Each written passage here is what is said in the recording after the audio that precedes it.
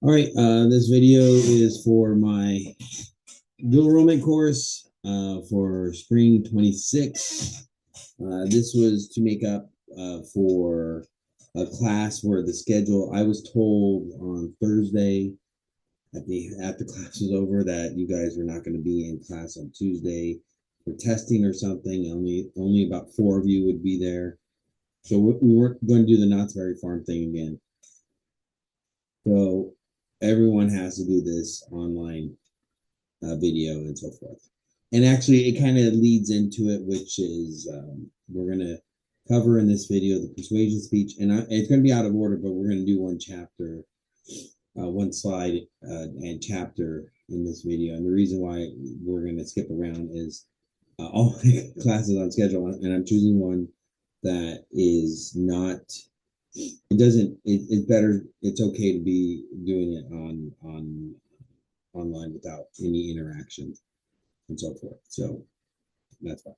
But so we're going to get started with the persuasion speech, which is right in front of you. Persuasion speech is a 6-minute speech. I'll say it again, a 6-minute speech. That is a requirement that one of your speeches be 6 minutes. And the persuasive one is the easiest one for you to make a 6-minute speech because it takes longer for you to persuade somebody. All right, it takes longer for you to persuade somebody.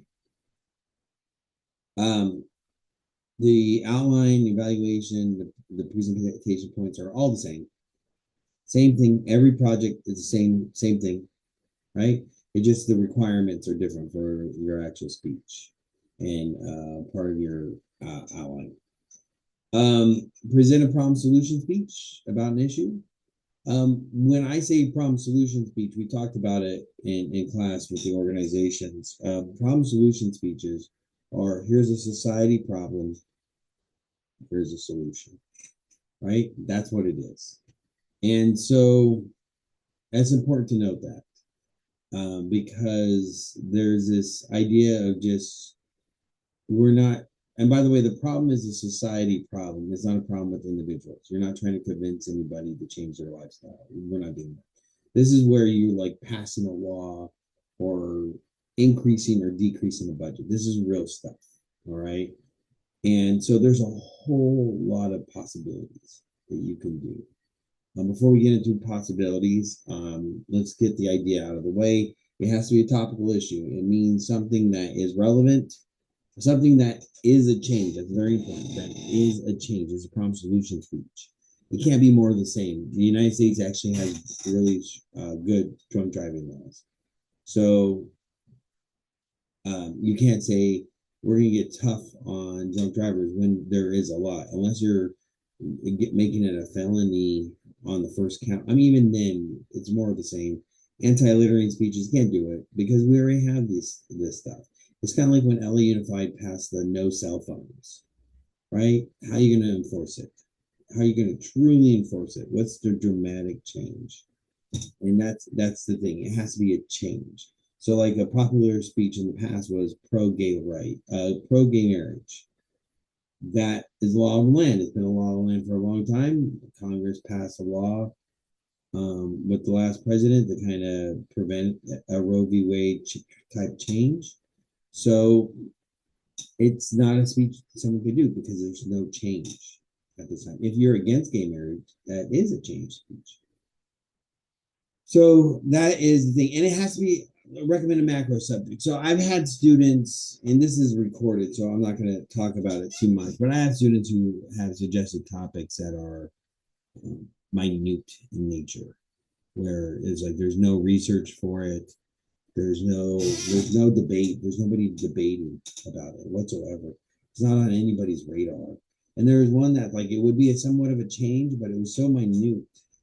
I told the student, go out there and research and see if there's actual stuff people are talking about. And sure enough, it came back, no, there's not. So that's the thing. This one does require you to know issues or check on the issues. And you should check on it. You should choose an issue, a problem solution speech that you actually care about. Don't just choose what you think is easy. if a pro or anti-death penalty speech is a plausible speech, but if you are not someone who concerns yourself with that every day, or it's something you think about on the regular, think about something out there. We'll go over possible topics after I go over the technical stuff. All right. Oh, by the way, ad space available. There used to be a PowerPoint requirement, not anymore. I got rid of it, and so I put ad space available as a joke this morning. Um, 5 references cited in speech and outline APA, just like last time, but this time is 5, not 3, 5, and a reference page. Reference page. All right, reference page, not in-text citation. You, in your speech, you cite when you're giving your speech with your words. Remember, oral citation, according to the New York Times and the Wall Street Journal. But with your outline, the only references are on that back reference page. 5 of them, APA. Recommend business candle. That's from my Cal State LA days, and I just have it up there. You should always dress like you want to feel, and dressing business casual gives you confidence. Do it. Evaluation same as last time, except the last 3 questions are changed. Outline same as last time, except now 5 references. Pretty simple. So, what are topics? What are popular topics? Oh, the individual topics that were banned last time: cartels, serial killers, circumcision are banned. No neutral topics, right? Last time it was you do neutral topics. This has to be a debate, and we're not changing minds; we're changing behaviors. So it's not like which is better, Coke or Pepsi or something like that. This is we're going to pass a law, we're going to create policy, stuff like that. This is real change. So let's go over a lot of past speeches I have seen tons of times. Pollution speeches, very popular, but do not choose pollution. Choose a certain type of pollution: plastic pollution, water pollution, river pollution, let's see, air pollution, right? Lots of possibilities. I think I said plastic pollution is popular speech. Something where it's a sizable change. Same thing with climate change. Don't just say climate change. Say CO2 emissions. Don't or stuff like that. We might have to if climate change keeps going the way it's going, we might have to nationalize insurance. That's not a debate. That's not a speech, but you can see how thinking about stuff is relevant. This is how you think of stuff. Let's see. Minimum wage. I've actually had a student give an anti-minimum wage speech, but for the most part, everyone was, increase the minimum wage. Another popular speech is living wage and so forth. Student loan forgiveness, making college free. The college used to be free for the most part until California started the trend with Ronald Reagan, so that's it going back. Abortion. I'm one of the only professors that allow abortion speeches. I'll tell you why abortion speeches are problematic when I talk about minding your words. But pro-life, pro-choice, I've helped students do both types of speeches, and that's a speech that can be done. The trans issue is something. Be careful on that one because we got to be respectful clause, and a lot of the stuff that people are debating about are not big issues. There's not much examples out there, right? I was talking about this with the student today. The only real anti-trans athlete one you can do is that's plausible is the NCAA, the college level. And so forth. A lot of and you got to watch out for the things that people talk about a lot about online. So same thing as before, no conspiracy stuff, right? So no anti-vax, no the election denial, climate change denial, and so forth. It has to be something with proof, actual research, not conjecture, and definitely not conspiracy stuff. Some uncle posted on Facebook. Real stuff. People say, well, that kind of excludes a lot of people. No, it doesn't. I've had students give pro-Trump tax speeches where they support Trump's tax cuts. I've had I actually had a student give a raised tuition speech one time. Gentrification speeches. I've had for and against gentrification. Right. We'll talk about that one in class. There's so many speeches out there. A popular thing to do. So here's something I always tell students.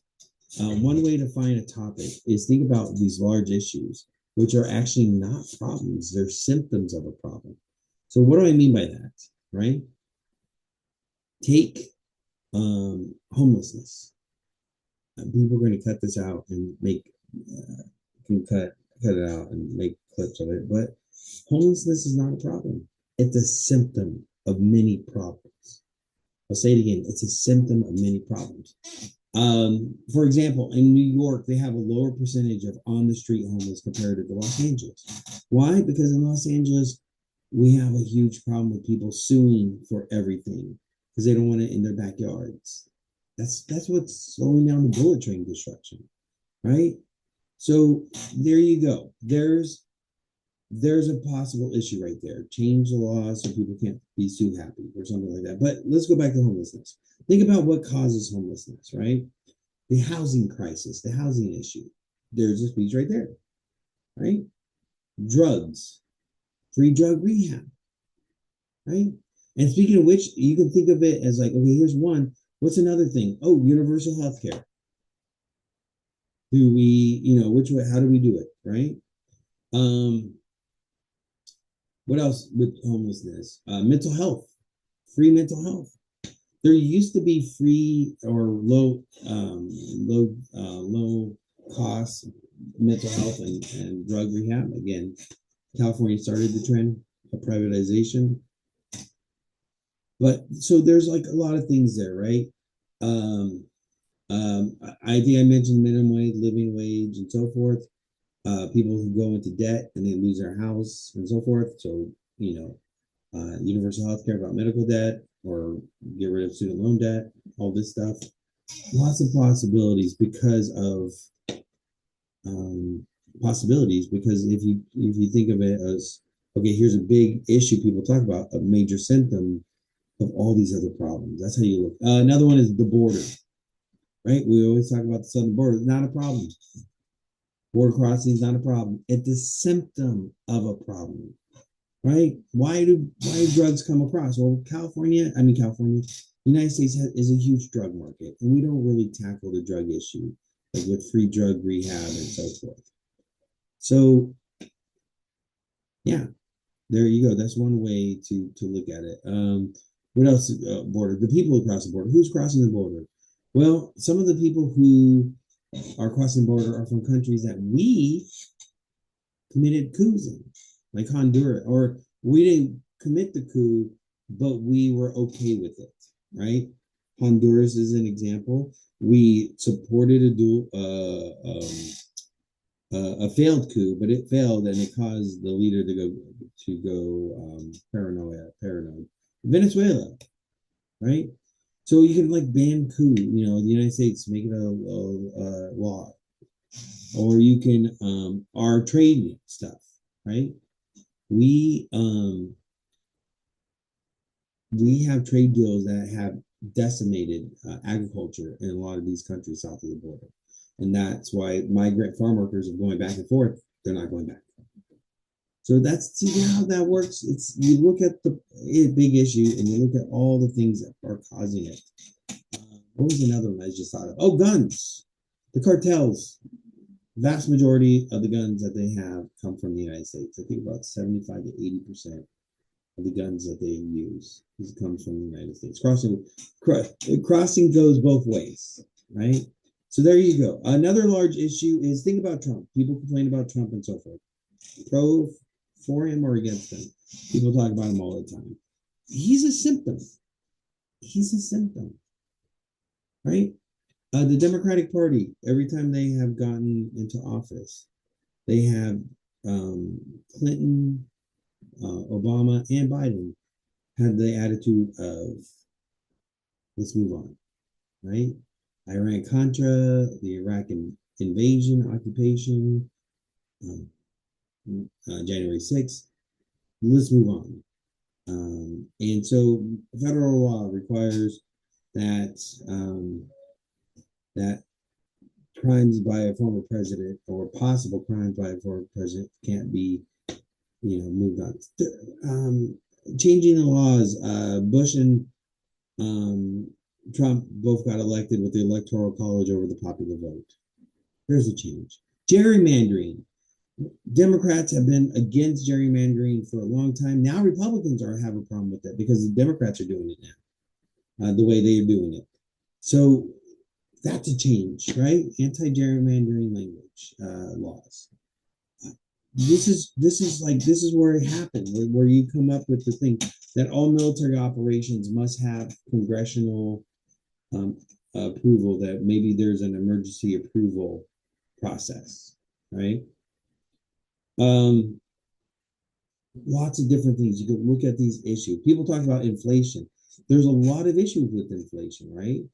You could say that when gas prices spike a certain percentage, that there must be a national moratorium on gas taxes.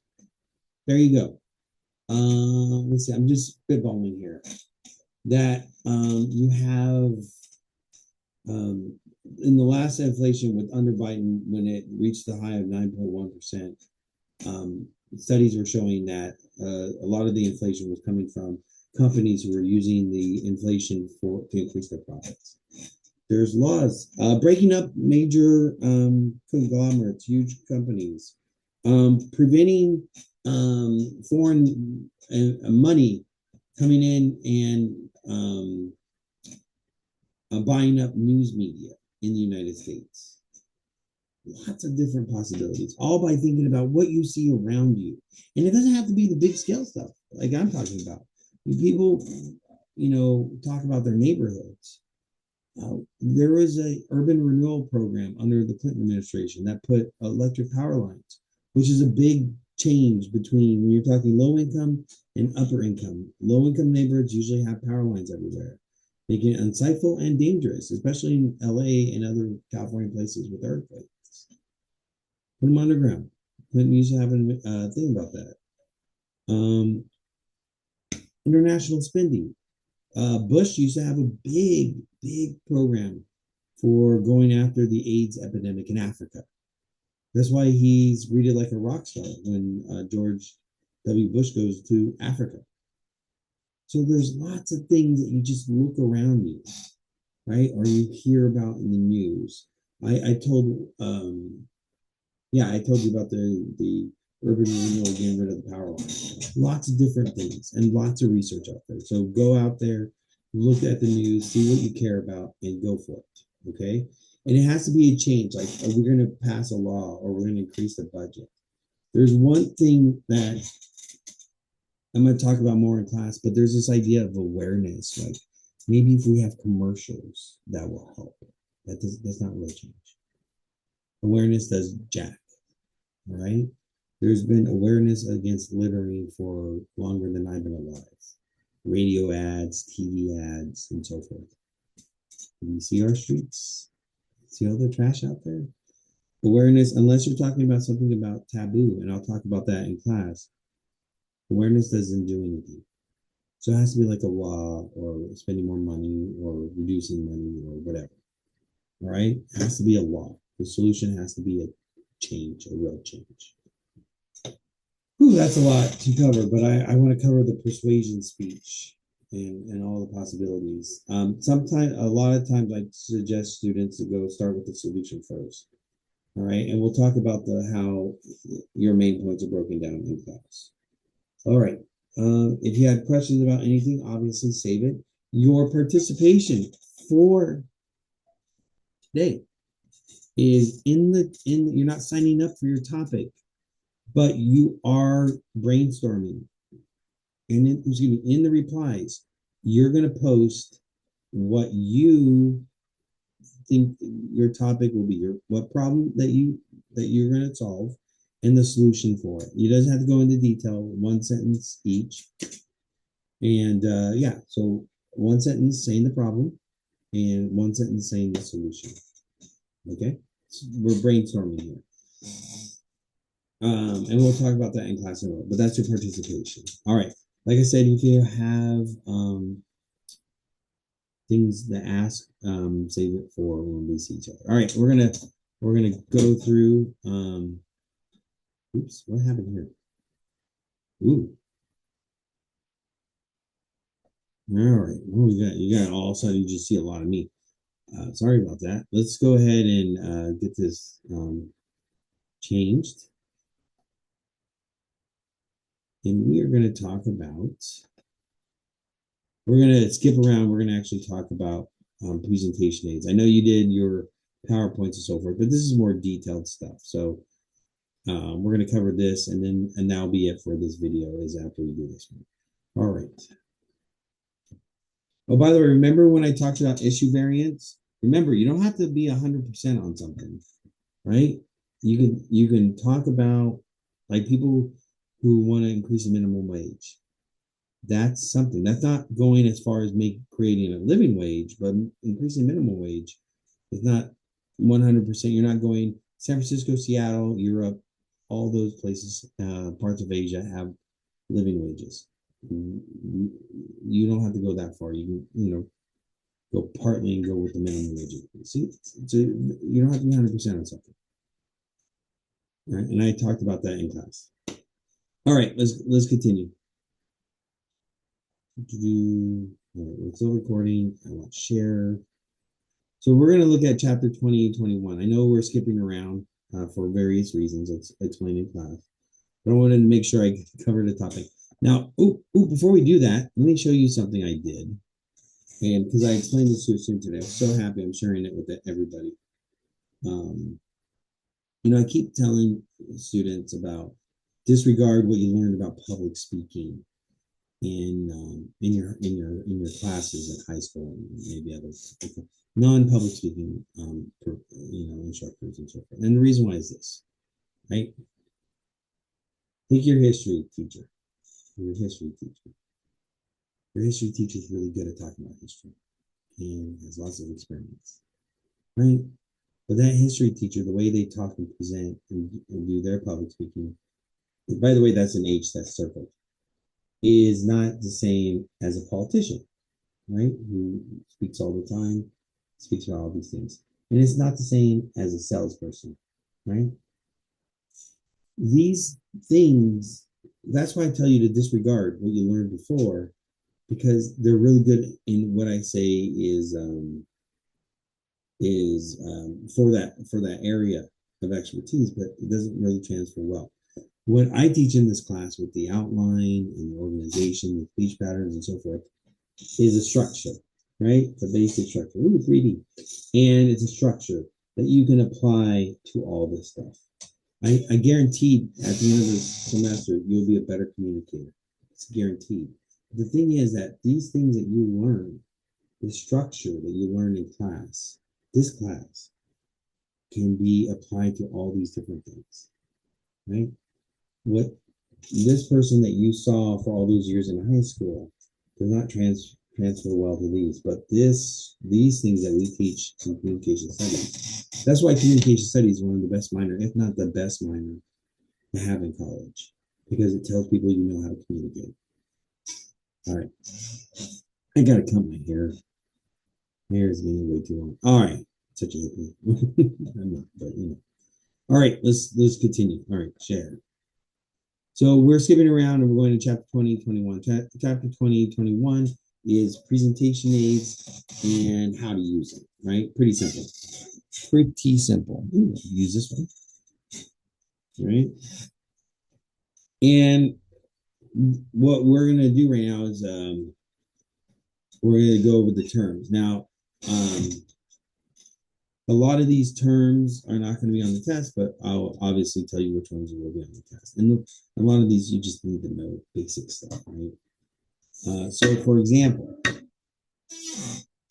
graphs, right? And these is introducing presentation aids. By the way, presentation aids is in term, but I forgot to put it on here. I don't want to change my slide. But it's not going to be on the test. So graphs are when you have visual representation of data in a like a picture type way, visual representation of data, right? And there's so many different ways to do it, and we're going to cover all the different ways. And you might already know these, but maybe you need to know when to use them properly. So, for example, is a bar graph. A bar graph is pretty simple, right? You have. Let me get black. Right? You have the line, and what it does for you, what this does for you, is a comparison. So when you are wanting to compare something, you would use a bar graph, right? That would show you these data points and you could comparison. Like you had the first 3 quarters of your business, right? And you're like, okay, the first quarter, not that great. Second quarter shot up, but we went back down on the third quarter, right? It's a comparison. And that's when bar graphs are really good at. Is when you put it, a bar graph looks like this, right? You don't need no definition as much as the visual representation. You're taking data and you're visually representing it in this bar graph type situation. And the bar graph, again, best used for a comparison. One of my favorite graphs is a pie graph. I want you to think right now while I'm doing this. What is your favorite pie? What is your favorite pie? And the reason why I'm asking you that is because if it's a really good pie, you want all 100% of it. That's what a pie graph is. When you have 100% of data and you want to represent all the different parts of that 100% of data, that's what a pie graph does. So if I take the student population of ELAC, for example, student population of ELAC is probably around 75% Latin, right? Mexican American, Mexican immigrant, Salvadorian, Guatemalan, Honduran, all that stuff. All Most of it. Cal State LA is around that amount too, just FYI. And then the next group after that is Asian for both ELAC and Cal State LA. It's Asian. It's about 15 to 20%. I'll be honest, it should be more at ELAC because of Monterey Park and Alhambra, but we're getting better on that part. Right? So we'll have Asian here.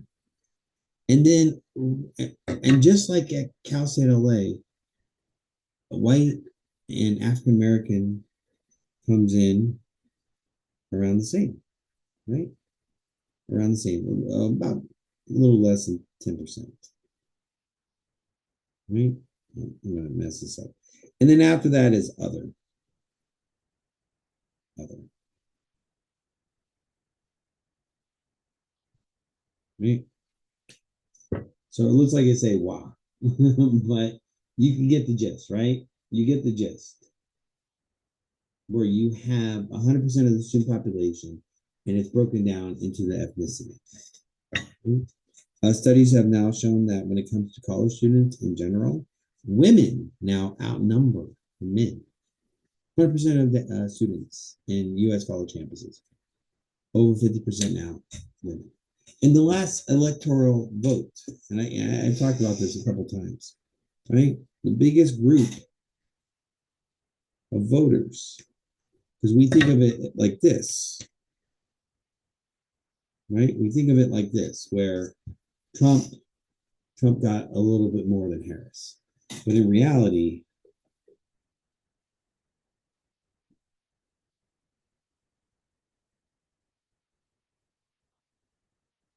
it's more like this. The non-voters were the biggest amount, then Trump voters, and then Harris voters, right? 100% of voters.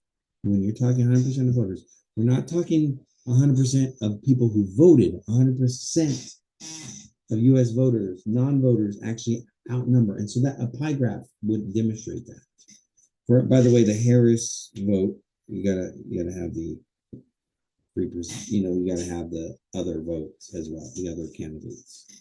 So you see how that works. 100% of something to represent. By the way, you can use it in other ways as well. I use it to explain the economic input and output of individuals.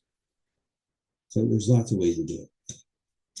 Pie graph is one of the best ones to use. A line graph is also a comparison, but it's a comparison over time. That's a very important distinction there. And so what I mean by this is if you had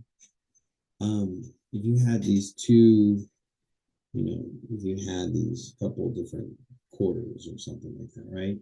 Or I'm sorry, you had these three products and you talk about sales over time, starting from, when they came out to where they are now. That is a line. That is different in bar graph where you just have raw numbers next to each other, who got the most. But over time, you can see the increase of sales, right? And it would show up and down and decline and increases, decreases, and so forth. One I show that it's a little bit controversial, and it doesn't really show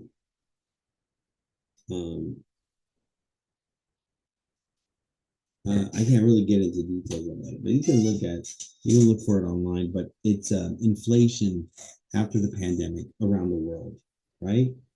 When we think of the inflation that we had in the United States, people automatically assume we went higher than everybody else, but in reality, we were the developed countries. We were the least. We had 9.1. In other countries, it was in the teens, in the 20s, and in extreme cases like Argentina, it was like in the 30s. So that's what it does. It tells you it's a comparison over time, and that's important to note. So when you want to compare something over time, line graphs. Picture graphs, I'm not going to define them. Don't use them. They're problematic. Don't use them. Charts. Charts are easy. Charts is when you take the data and you present the data and you organize it. The best way to understand charts is, of course, this, right? And you have the data in there. You have A, B, and C, 1, 2, 3 on the sides, and then you have the data in there.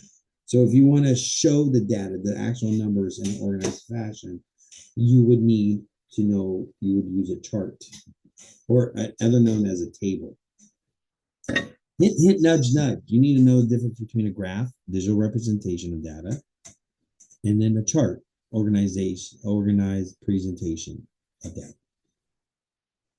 Fonts, we talked about it in the presentation A workshop, is the way you the type of fonts you have in your work programs, right?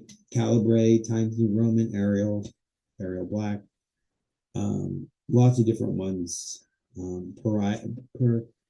Papaya or whatever it is, the infamous SNL sketch about Avatar. So that is fonts, right? The different ways that we type different letters. Now, models, all right? Let's say I'm having a presentation, and the presentation was about different glues that there are in the world. And I just brought this out and I said, here is what they call rubber glue, and this is what it comes into. This is what we call an object. This is the actual representation of the object. A model is when you can't bring something in. For example, I used to live around bears in Yosemite National Park. Fun fact, this bear is what I purchased when I was living in Yosemite back in the days, probably before you guys were born. So this little teddy bear, probably older than the students in this class, this dual enrollment course, right? But the thing is, obviously, I can't bring a bear, but I can bring a little teddy bear to represent. And this actually, I know it's fluffy, but they have this kind of color to them and so forth. If it was more accurate, the bears during our time there, it would have a car door attached to it, so they would break into cars all the time, right? That's what it does, right? I tell you about motorcycle headwear, and I talk about old-fashioned style goggles. Boom, object right here, right? Yeah, you didn't expect that one. Those are cool.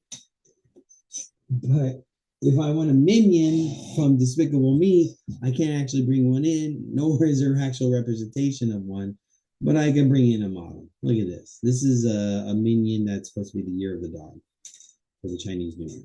I just love that guy. I was supposed to collect the whole set, but I bought him in the wrong order.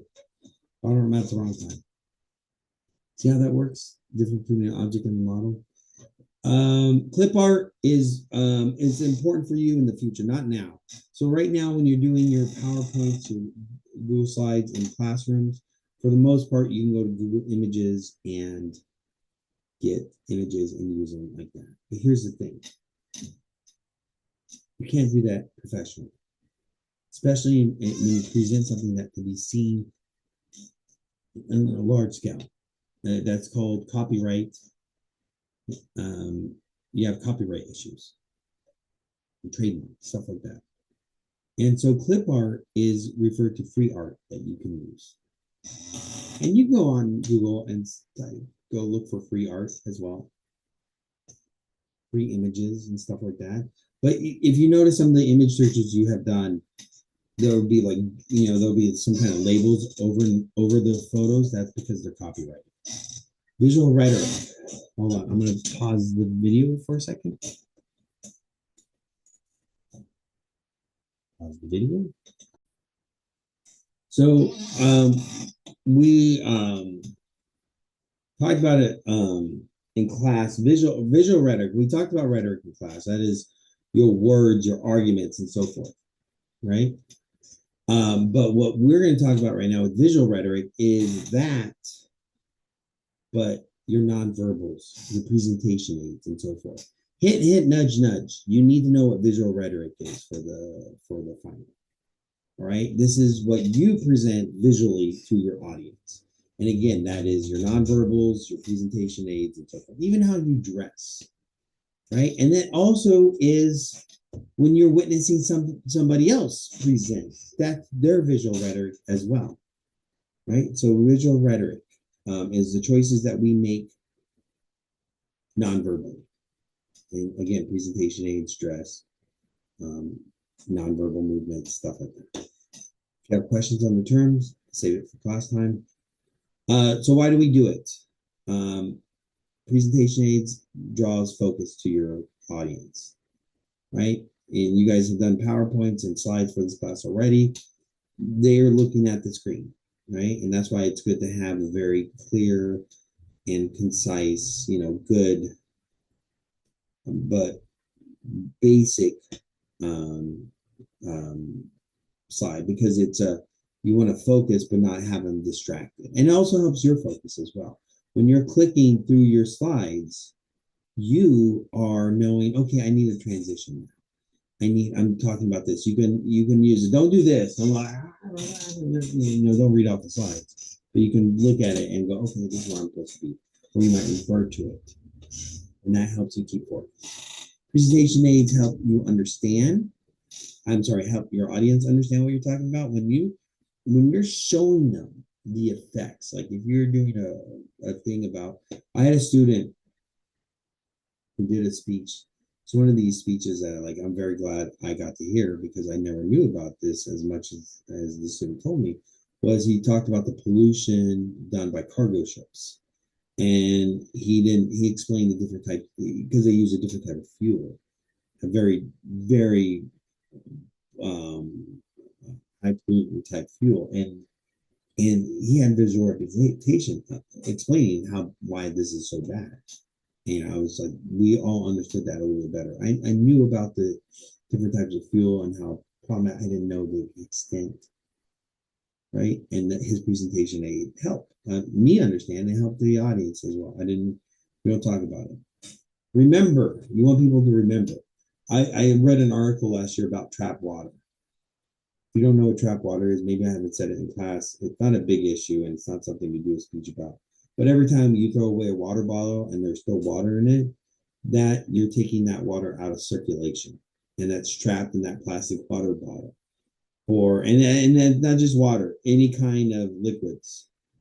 It's always best to dump dump it out before you throw it away. So now I didn't I don't think it's a major issue, but now I think about it more because I read that article. And if you had a presentation about it and you had like the number of like the amount of gallons are lost every year by that, it was staggering. And you can't forget it. Organize, and organizes your speech, organizes you, it's a way for your audience to follow, and it's a structure, especially the way I teach it. It's a structure. Make all your slides all at once. Use the same model for each of your main point slides, and then apply your information. That's a structure. That's an organization. And finally, illustrate. We talk about it later, but when you're using your words to create a mental image and connecting your audience to it, having the visual representation on it is it's like it doubles the effort of what you're trying to do, right? And so that's why there's three major types of presentation aids. Images. Anything that's not moving is a image, right? Your PowerPoint slides, a poster, anything two-dimensional, not moving. And actually, yeah, anything two-dimensional, not moving, it is an image, right? Anything. It does, even the words that you're seeing on my PowerPoint, that's an image. Media, video, and audio. Your book also said audio. Here's the thing about media for your PowerPoints and so forth. Don't use them. Don't use them unless you're an expert at PowerPoint. And even if you're an expert, the school filters might wreck your expert PowerPoint with media. Don't use it. It's not worth it. Don't use video. Don't use. At Cal State LA, I couldn't ban it. It's banned. We didn't talk about it for a presentation aid. I think I mentioned it, but it's banned. It's banned. It's always banned in my classes. On Cal State LA, I could not ban it. And the reason why I say that is because I restricted it heavily. And I said you can only play, because students want to play video because it takes up time. They know what you're trying to do. But here's the thing. I restricted it to maybe 5-10 seconds. And you know how many, okay, so I taught there for 2 years. Every year has 2 semesters in it. And I taught 3 classes every semester there.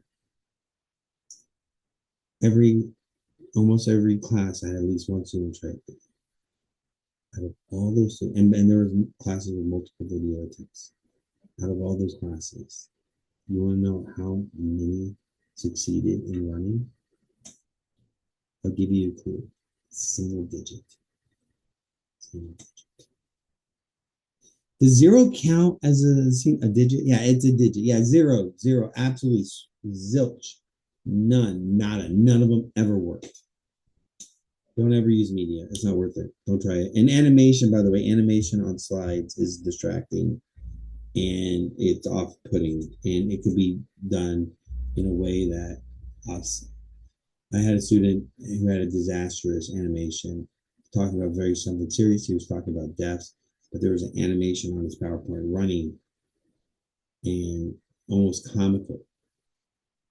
And it destroyed the whole seriousness of it. Oh, by the way, that reminds me, guns is a very popular speech for and against them. Let's see. Objects and models. If you can bring something in, that's great. We don't do it in my classes, but it's a possibility. Just be aware of, you got to be in control of it. Don't bring in animals. All right. Computer program video workshop. We already covered that. All right. So that's it. What you need to do, I already told you in the replies. Post your problem, and then your solution, 1 sentence each. Okay. That's it. And now you know what to work on, and you can come back to if you have questions, and of course, save questions for me for the class. Let's go ahead and get rid of the video. You have a good day. I'll see you on Thursday.